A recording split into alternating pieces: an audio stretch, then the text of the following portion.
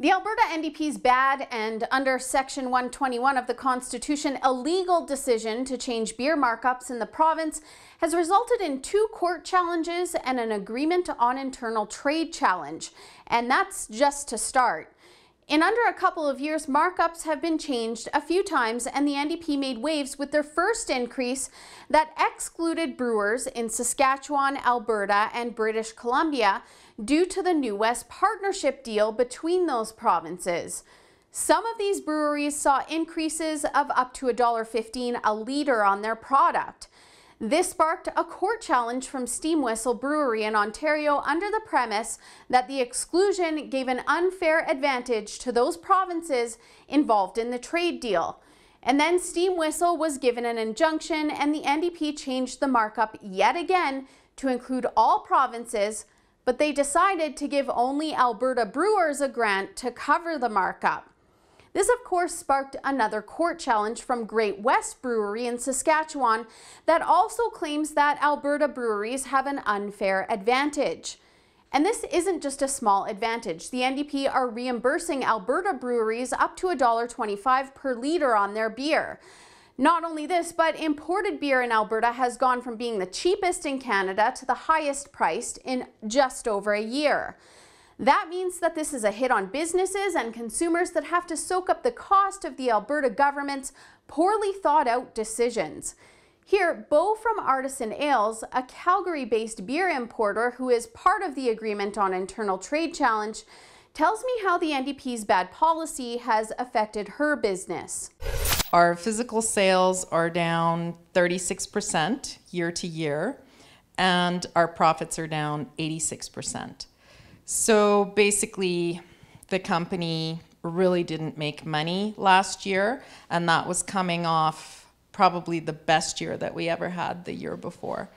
And really, the only change, we haven't changed our pricing, we haven't changed the way we do business. So really, the significant change that happened was the increase of the markup. So that's been devastating for us.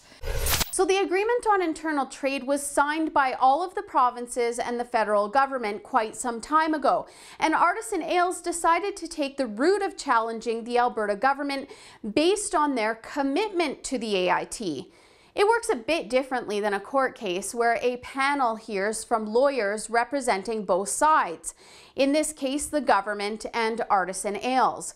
There are oral and written submissions, and even the government of Saskatchewan, who actually retaliated and made changes to their own markup system to counter that of the NDP's, submitted a written statement.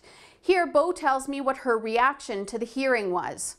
I think that one of what I found most interesting was that the government of Alberta in effect admitted that that first policy change, the one that went into effect in October of 2015, was discriminatory. And so their position, of course, is that the change that they made in 2016 remedies that, and we don't believe it does, which is why we continued with the complaint, and basically the panel will decide whether they agree with us or whether they agree with the government. And she also tells me what she hopes the outcome of the AIT hearing will be. We're still optimistic that the panel will side with us.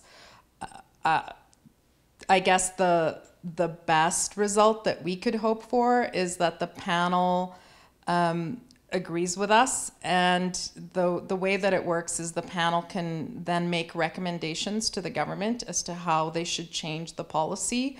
So our preference, of course, would be that they reduce the markup, which would be great for all Albertans. The panel has 45 days to make a decision regarding the Artisan Ales challenge, and the 2 court cases involving Steam Whistle, Great West Brewery, and the Alberta government will be decided together later this month. It looks like there's some progress being made in these challenges, and I'll definitely keep you updated on the details once they're available. For the Rebel.Media, I'm Holly Nicholas. Thanks so much for watching. Make sure to check out beerfreedom.ca to sign our petition to support breaking down interprovincial barriers to free trade in Canada.